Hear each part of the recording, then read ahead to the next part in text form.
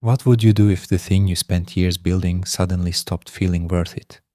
Not because you failed, because you succeeded, and it still wasn't enough. Stay with me, because what I'm about to tell you isn't just interesting. It will change how you see success, ambition, and what you're actually optimizing your life for. There are people in your life who found out the answer to that question, the ones who quietly disappeared from the race. Not dramatically, not with a public announcement or a carefully worded post about choosing themselves. One day they were in the race, climbing, optimizing, tracking their position against some invisible but universally understood scoreboard. And then they just weren't. They took the job with the worst title. They moved somewhere smaller and cheaper. They stopped showing up to the kind of events where you measure yourself against other people and call it networking. And the strangest part, the part that's genuinely hard to process, is that they seem fine, better than fine actually, which is somehow more unsettling than if they seemed miserable. Because if they were miserable, the story would make sense. They chose wrong, they paid the price, the lesson is clear, but they're not miserable. They're quieter than they used to be, more present, a little harder to read. And when you ask how things are going, they give you an answer that doesn't have a number in it. Most people run through a short list of explanations. Burnout, something that happened that they are not telling you. A quiet surrender dressed up as a choice. Very few people consider the other possibility. What if they are not retreating? What if they simply stopped finding the scoreboard convincing? And that's not a failure of ambition, but something more interesting and considerably harder than it looks. To understand what they found, you first have to understand what they walked away from. Let's start with why the race works so well. Because it does work. It isn't a trap that only the naive fall into. It's one of the most effective motivational systems ever assembled, built on a biological foundation that goes back hundreds of thousands of years. A 1971 study by psychologists Brickman and Campbell introduced a concept they called the hedonic treadmill, the human tendency to return to a stable emotional baseline regardless of what happens externally. 7 years later, Brickman tested it directly. He tracked two groups, lottery winners and people who had recently become paraplegic following accidents. The assumption, everyone's assumption, was that the lottery winners would report dramatically higher happiness over time. That's not what happened. Within about a year, both groups had returned almost entirely to their pre-event baseline. The lottery winners weren't floating. The accident victims weren't destroyed. Both had adapted completely and faster than anyone predicted back to wherever they'd started. This is what ambition actually runs on. You want the promotion, you get it. It feels amazing for a few weeks. Then it becomes normal, just your job. But the level above begins its quiet pull. The baseline has moved. The gap between where you are and where you feel you should be is exactly the same size it was before. Sound familiar? Your brain didn't reward you for arriving. It reset and pointed you forward again. This isn't a flaw. For most of human history, this drive, the push toward more, higher, better, was survival. Your position in the social hierarchy determined your access to resources, protection, and opportunity. So your brain evolved to pursue it, not as a preference, but as a deep automatic drive that runs quietly underneath every decision you make. Modern workplaces didn't create this mechanism. They discovered it and built infrastructure around it. Salary increments, visible titles, performance reviews, a system calibrated to keep the reward circuit continuously engaged. You hit one threshold and the next one appears. The people still in the race aren't shallow. They're following programming that was, for most of human history, the correct strategy for staying alive. But then there are the others. They reach some point, different for everyone, rarely dramatic, and they simply step off, not sideways, not down to climb up again, off. They stop treating the external scoreboard as the measure of how they're doing. The question that actually matters isn't whether this is brave or foolish. It's more fundamental. What changes in a person that makes stepping off not just thinkable, but livable? Because here's what most conversations about the quiet exit get wrong. They treat it as a moment, a decision made once, cleanly, after which everything realigns. But it isn't a moment, it's a process. And understanding that process, what it costs, what it requires, what it actually produces on the other side, is what separates the people who step off and find something from the ones who step off and spend years wondering what went wrong. The exit isn't the hard part. What comes after is. So what actually happens when someone steps off? Not in the first week, when the relief is real and the decision still feels clean. Not in the first month, when the novelty of a different pace carries its own momentum, but 3, 6, 9 months in, when the dust has settled and the life they've built has to start justifying itself on its own terms. It isn't liberation. It isn't failure. It's something stranger and more instructive than both. The first thing that goes is the one nobody warns you about. Not the income, not the title. The first thing that goes is the answer to a question you've been giving automatically for years. What do you do? For most people in the race, that question has a clean, confident answer. A company name, a title, a set of visible markers that tell the room, and more importantly, tell you where you stand. It's not pride, it's direction. That answer has been doing significant psychological work for a long time, whether you knew it or not. Research on the identity we build around our work, including Christina Maslach's 4 decades of work at UC Berkeley, shows that the work we do becomes deeply bonded with our sense of who we are. Not just what we spend time on, who we are. The metrics we're measured by at work become the metrics we use to measure ourselves. When those metrics disappear, the self organized around them has to be rebuilt from scratch.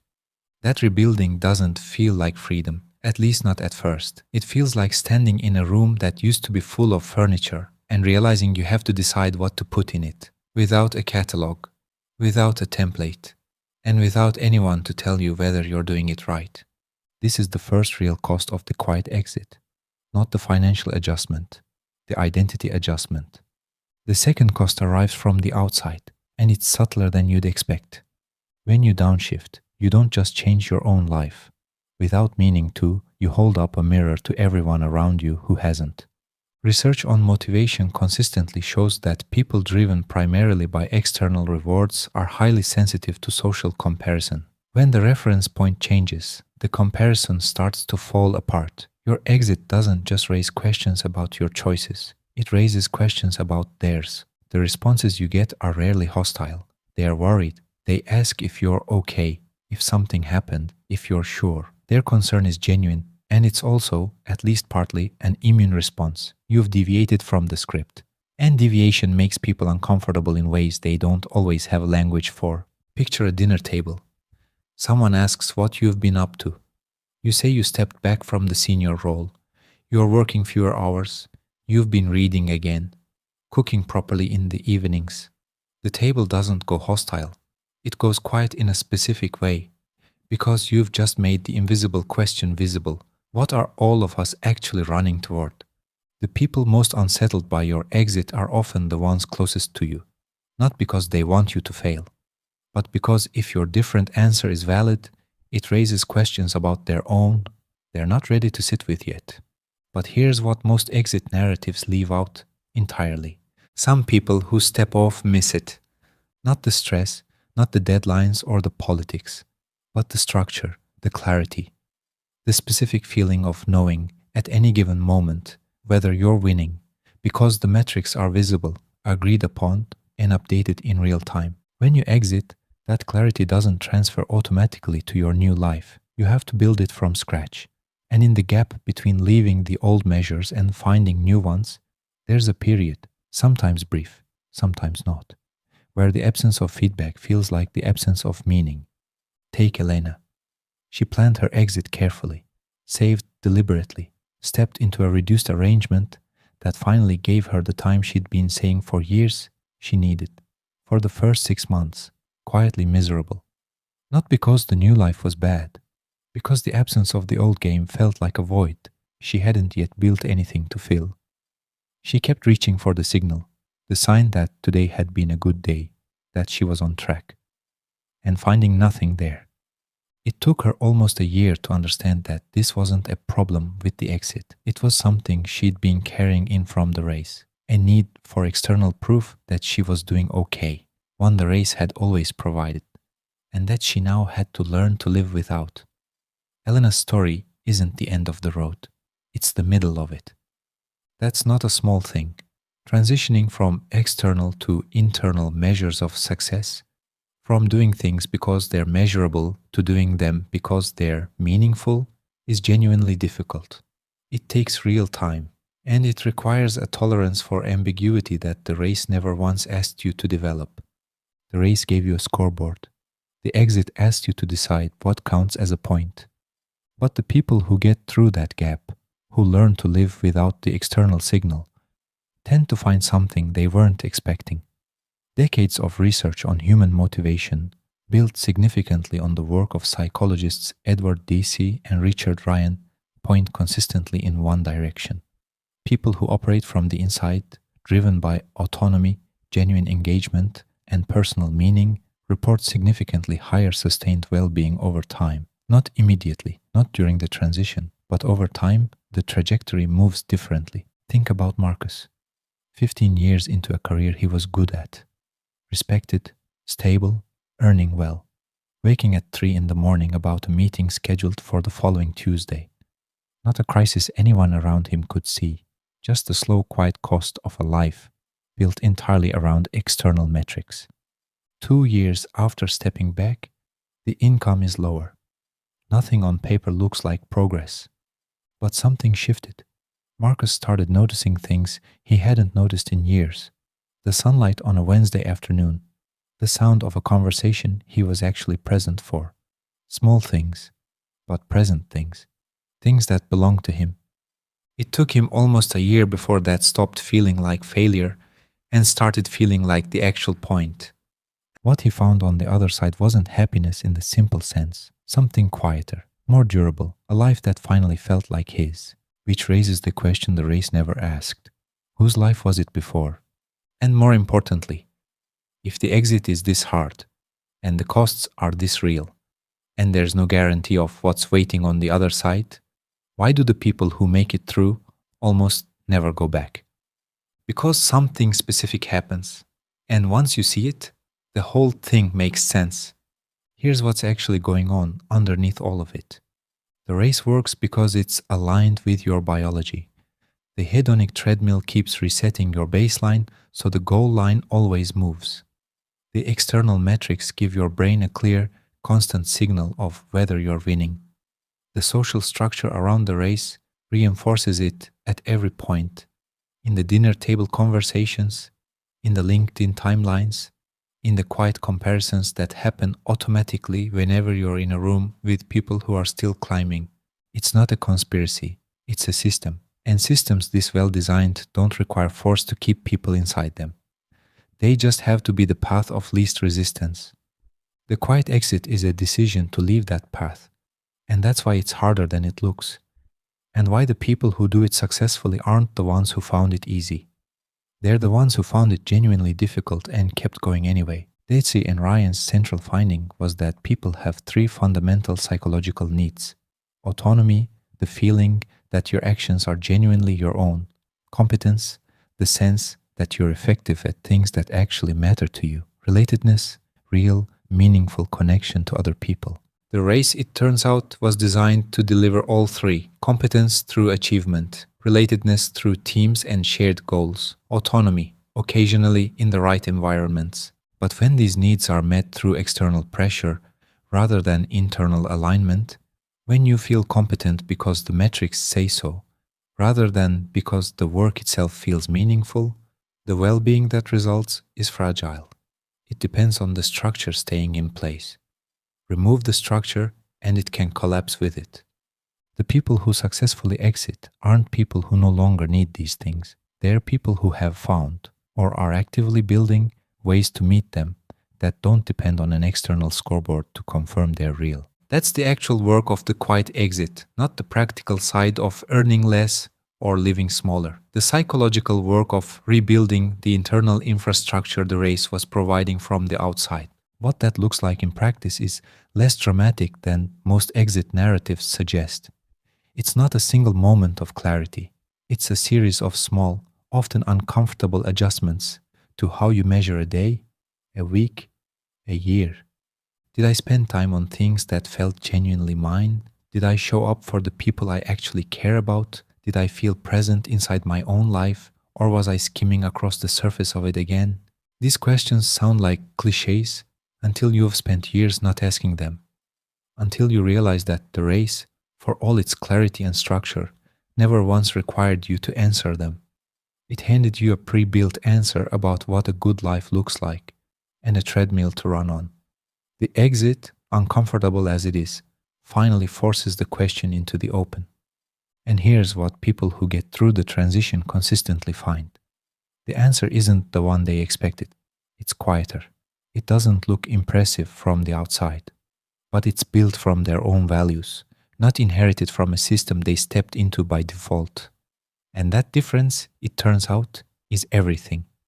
Before we get to the ending, a word for the people watching this who are still in the race and intend to stay there. This isn't an argument that the race is wrong. The satisfaction of building something, earning recognition, hitting a difficult target, that's real. Competence feels good. Achievement feels good.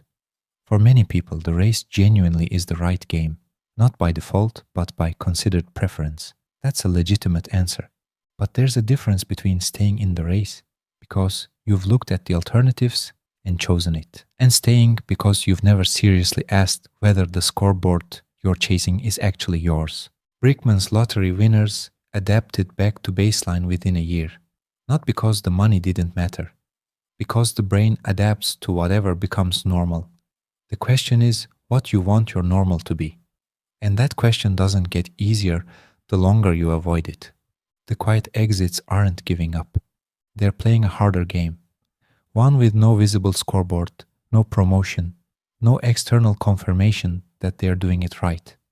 A game where they have to define the rules themselves, measure their own progress, and tolerate the discomfort of other people not quite understanding what they are optimizing for. That takes more psychological strength than most people realize. Not because they're exceptional, but because what they're doing, building a life around internal measures rather than external ones, is genuinely difficult, and the race never asked them to develop that capacity. Marcus got through that gap, and what he found on the other side didn't look like success from the outside, but it finally felt like his. You're not broken for wanting to step off. You're not broken for staying on, but if you've made it to the end of this video, there's a reasonable chance you've been quietly asking the question the race never asked you. What are you actually for? That question doesn't have a fast answer, but it might be the most important one you ever sit with long enough to hear. And if you already know your answer, or you're somewhere in the middle of finding it, drop it below. What did you step off, or what are you thinking about stepping off? Let's talk about it. If this found you somewhere real, there's a video coming on the psychology of people who need very little to feel genuinely wealthy. Not about sacrifice, but about what the research actually says moves the needle on long-term life satisfaction. That one might be worth staying close for. And if someone in your life is quietly asking the same questions, send this to them. The people playing the different game tend to find each other.